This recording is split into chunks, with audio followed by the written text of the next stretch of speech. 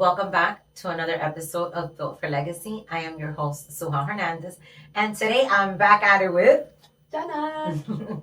So we love to do. So we have these cards. I bought this on Amazon, and I absolutely love it. Right, we're going through the first box, then we're gonna go through the other box, and these little cards we pull them out, and they're like questions that we ask each other. We have no idea what they are, so we kind of like put each other on the spot, and believe it or not, we get to learn more about each other. Yes, so how do you feel about this? Excited and nervous, but ready. Oh, and yeah. You want to go first or I go first? I'm the host. I go first. All right. So how do you feel about when people reach out to you through messages and they don't call you? Okay, this may be coming because I'm Gen Z or whatever you want to call it. I would rather a text message than a phone call. Like, call me if it's an emergency. Call me if it's something. But, like, my tios and tios, they want to be on the phone for 25 minutes. So, send me a text message. Hey, thinking about you. It's the thought that counts. Because if you could take 2 seconds out of your day, send me a quick text message. Hey, thinking about you. Hope you're doing good. That's good enough for me. Oh, you're stuck with me because I call you. I know. She's, like, the only person I answer. Because I like, her and my mom because I don't really, like, just send me a text message. So. Oh, okay. I'm not going to keep that in my notes. So. Okay. How well do you feel coping with conflict? I can cope with conflict. Okay. I could. I don't like it. I don't like Absolutely. conflict. I don't like when things are gray. I'm a very black and white. Yeah. You know me. Yeah. So I don't like conflict. I don't like the people talking behind people's back and pretending they're one person when they're not, and all that conflict. I don't like it, but I can deal with anything that gets in my way. Yeah, absolutely. Oh, I like this one. Oh gosh. How patient do you consider yourself to be? It depends, because for a lot of things, I think that I've grown into my patience because I didn't have a lot of patience before, but also I don't have patience for people who know what they're doing but decide to do it another way, if for lack of a better way to explain it. Like, I have patience if you make a mistake one time, but if you are making the same mistake constantly over and over and over again, or if I've already, hey, this is the way that things should be done and the way that we work or something like that, and that they're not being done like that, then I don't have patience because it's kind of like common sense. So it kind of it ties into that a lot. But with a lot of things I do, I think I've grown into my patience. I think driving especially, I've grown a lot more patient. But yeah, it depends on the situation. It depends. No, Yeah. It depends what type of day you're having. Yeah. I'll answer it from my point. That too. Yeah. Sometimes she's like, quick with it. And sometimes I'm like quick with it and like we gotta get it done. Or like another time I'm just like, okay, like we got all the time in the world. Yeah. Sometimes she gets into that little. All right. Do you currently feel stuck anywhere in your life? Yes, I do. I feel stuck. I feel that I take 3 steps forward and 5 steps back. But I think that's part of growth. Yeah. Honestly, I think I'm being broken down. I said in one of our last podcasts, a phoenix always rises from the ashes. So maybe it has to all crumble for you to persevere. So I agree. I think that God is preparing me for what's coming. Yeah, removing people, places, and things that no longer need to be in your life. Exactly. For you to be able, because you can't want a new life and still live in your old life. You're absolutely right. So yeah, you're absolutely right. Now it's my turn. Yeah. Okay. How do you think your best friend might describe you? Oh, she probably hates my guts right now. No, I'm gonna talk about my best friend Anthony. I think that we have grown a lot, and I think that the way that he would describe me, as he actually told me this the other day, like, you're a different person.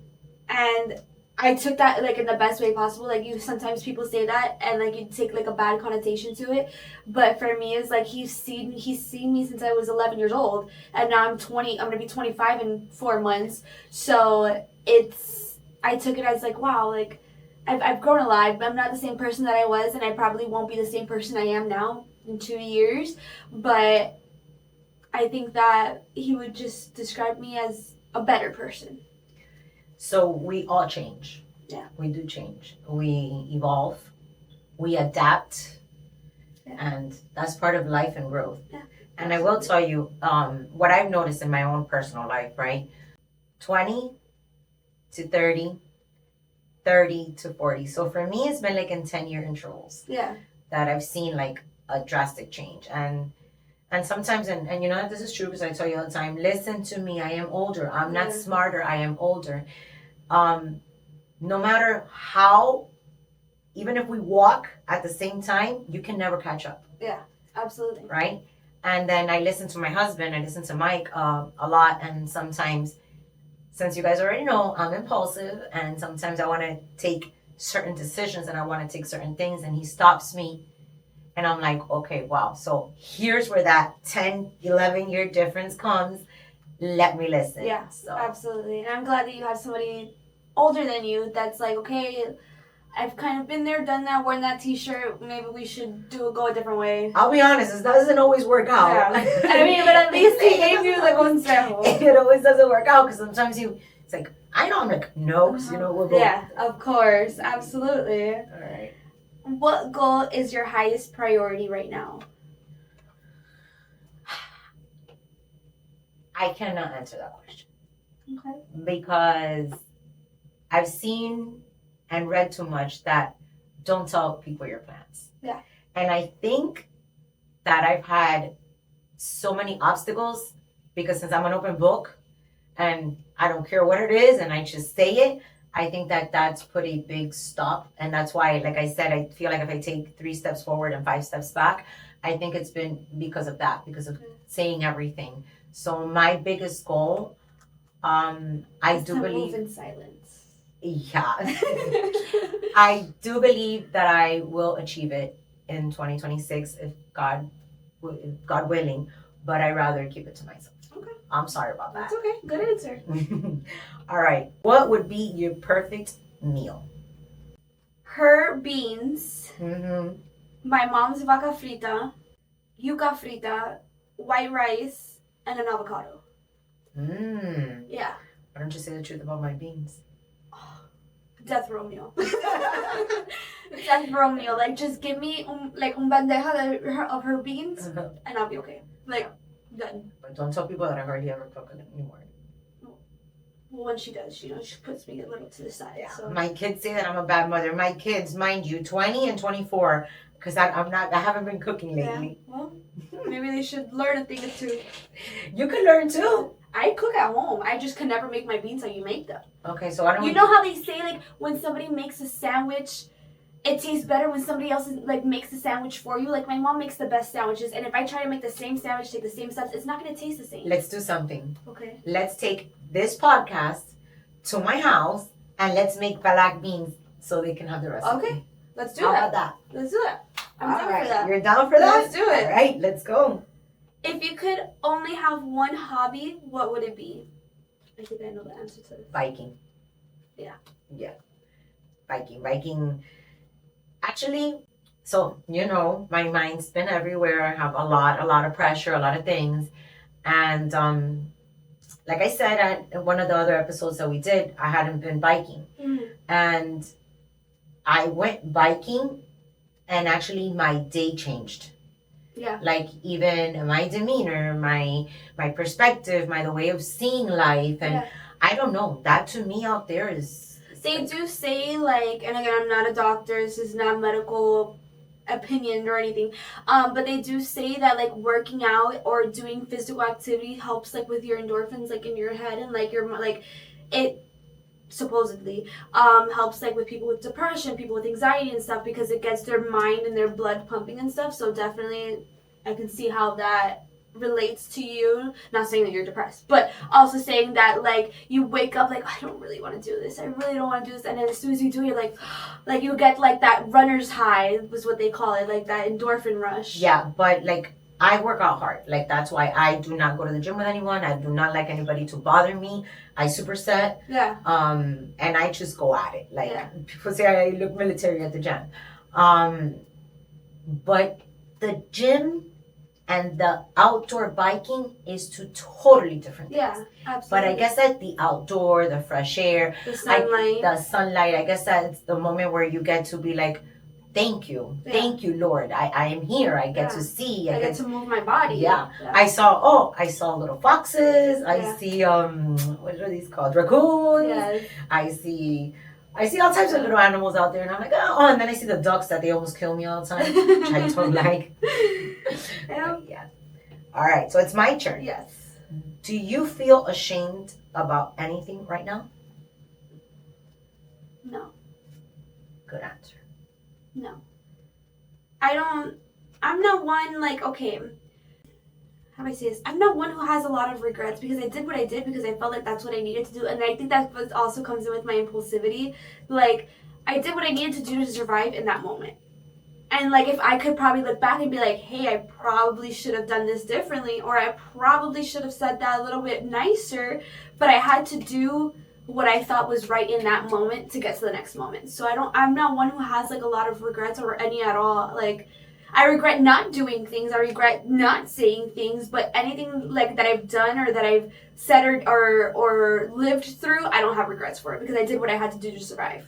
So. Or you did what you thought you had to do. Yeah. And none of us have a little book under our arms teaching us how to live. So. Yeah, there's no instruction manual for life. So I think ashamedness, if that's a word, comes from other people's perspective on how you live your life. Like, I'm ashamed because I looked this way, or I'm ashamed because I did this in front of this person.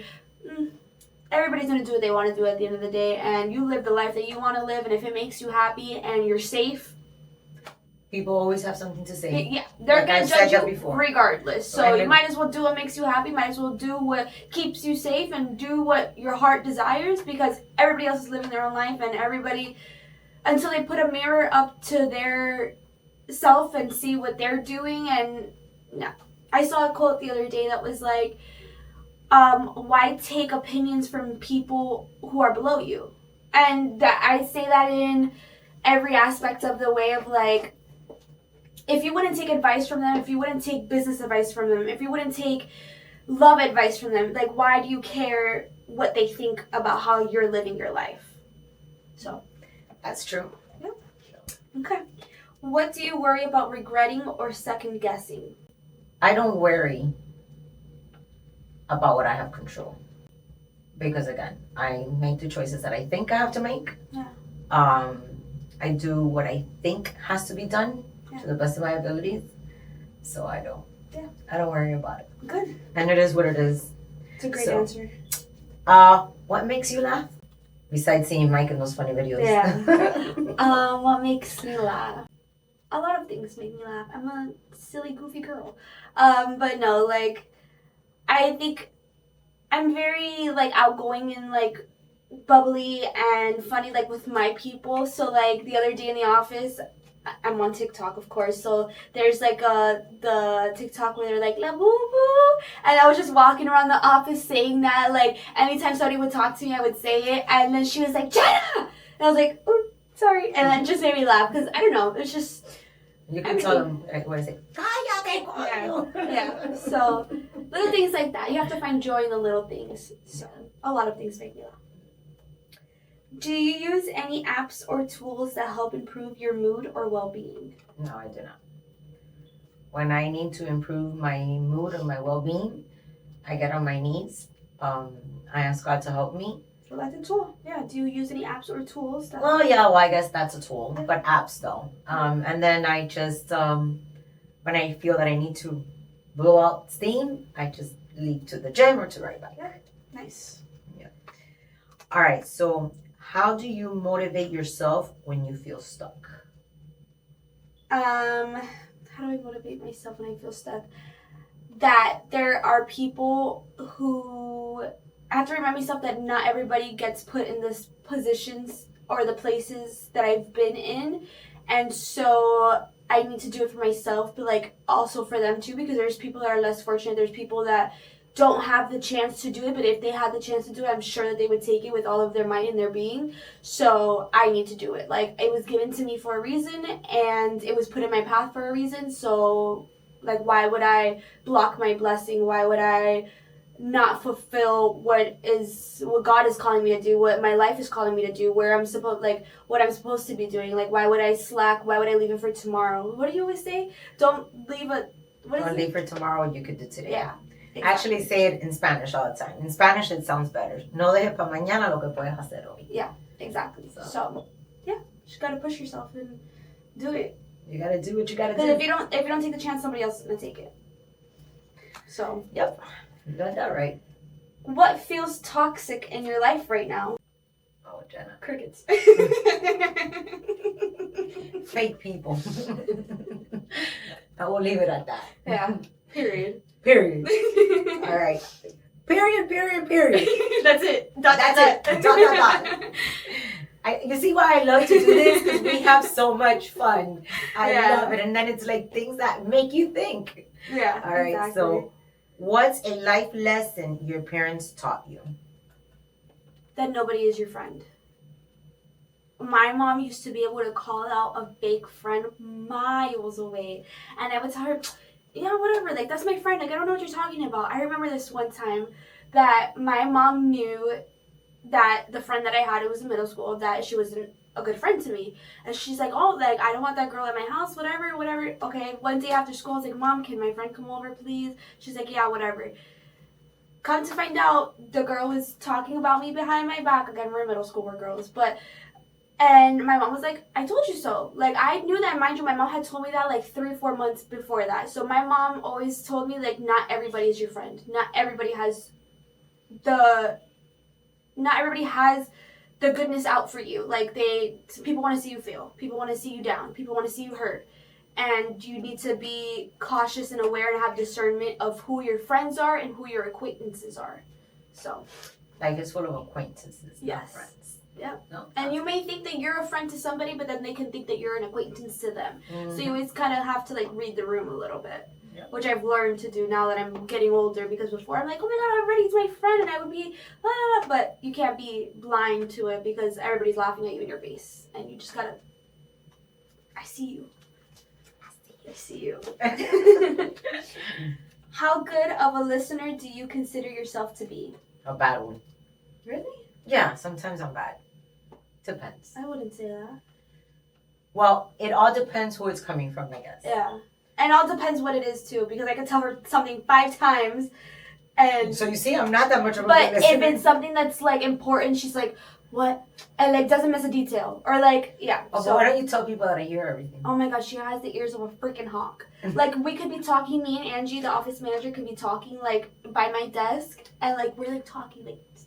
And she's like, yeah, and then she'll add on to the conversation, and I'm like, hello, like, what do you mean? Yeah. People tell me, I'm like, guys, I hear what happens in every corner. Yeah. So, yeah, literally. You can't hide nothing from this girl, she's gonna find out. So. Is it my turn? Yeah. Oh. Do you believe in fate or destiny? Faith. Because I don't think you would get to your destiny without your faith. It's like, what came first, the chicken or the egg? I don't think you get to your destination. Destiny, I don't think you get there without having faith, not only in God, but in yourself as well, that you can get there. Because what's the point of having a destination in mind if you don't believe in yourself to get there? I like it. So. I hadn't looked at it like that, but. Yeah. What job seems the most interesting to try? Try enough. What more do you want me to try? Really? Yeah. One of her hidden talents, I will tell you guys, is she makes the most beautiful flower arrangements. So I think that would be like... You're right. And I'm going to go do that tonight. Yeah, I think that would be a really interesting venture for you to try. She makes the most beautiful flower arrangements. So I would say that for you. That's true. But as a hobby. That's a job. That's not a job. That's for me, it's not a job. That's a hobby for me. Yeah, but for other people, it's a job. That could be a career. It could be a florist or a Don't put any more careers in my life. All right. So, what motivates you to be brave? This is your last question. What motivates me to be brave? The fear of not being anything at all. So I'd rather be brave and try and fail than to be stuck and not have anything to show for it. So at least I tried. Like if I fail, at least I tried and I have something to show for it. Like I did all this and I failed and whatever, I got back up. It is what it is. But like the fear of not being anything at all, like at least I could be a failure, but at least I tried. So yeah, that's pretty much it. And your last one is, how fulfilled do you feel in your life right now? I'm not going to be ungrateful. So I'm going to say 8 out of 10. Okay, that's good. I'm going to say 8 out of 10. We always got to see the glass half full than half empty, because there's a lot of things that we don't have, but there's a lot of things that we do have. We're very lucky. We're very blessed. So, you know, sometimes as humans, sometimes we get upset and we complain about things. And then once I see myself in that, you know, my husband and I look at him and I'm like, wait. Like, it could be so much worse. Yeah. And so I'm not going to be ungrateful, and I'm going to say 8 out of 10. So. Good answer. Well, I loved sitting here with you Yes. one more time, and It's always fun being here. I love these little cards. We got to do this more. Yes, absolutely. So thank you again for watching another episode of Built for Legacy. Don't forget to hit like, to follow us on social media, and I'll see you in the next episode. Bye.